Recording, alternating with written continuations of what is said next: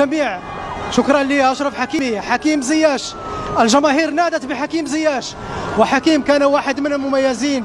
نادت أيضا بمدرب مغربي وليد الركراكي، وهو أيضا واحد من المميزين. الآن من أمامي تمر هذه الحافلة التي تقل الأبطال الذين جاءوا من قطر، صنعوا المجد في قطر، في ملاعب قطر. نسخة ستبقى للذكرى. نعم، أيضا المغاربة سيتذكرون دولة قطر، سيتذكرون ما أنجزه منتخبهم الوطني. المغاربة يحتفلون. هذه الصور يعني تغني عن كل تعليق في الواقع. يعني عشت لحظات كثيرة في مشواري المهني. هذه أول مرة أتابع هذه الاحتفالات الكبيرة جدا في المغرب، هذا الاعتزاز الكبير. يعني الشارع أضيء عن آخره. فعلا هذه لحظة تاريخية.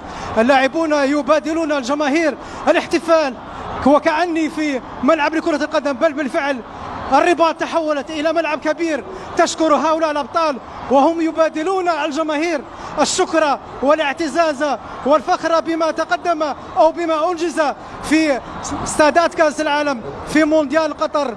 إذا مرت الحافلة وهي تتوجه إلى القصر الملكي في الرباط، تتوجه إلى باب السفراء، تتوجه إلى حيث سيحظون باستقبال هم وعائلاتهم، وكذلك الجميع ممن كان مسؤولون، أيضا مسؤولين في الاتحاد المغربي، ممن كان مسؤولا عن هذا الإنجاز العربي الكبير. يعني لا أجد الكلمات لوصف هذه اللحظات. هل هي مشاعر فخر؟ هي مشاعر اعتزاز؟ هل هي مشاعر الانتماء أيضا العربي المغربي الأفريقي؟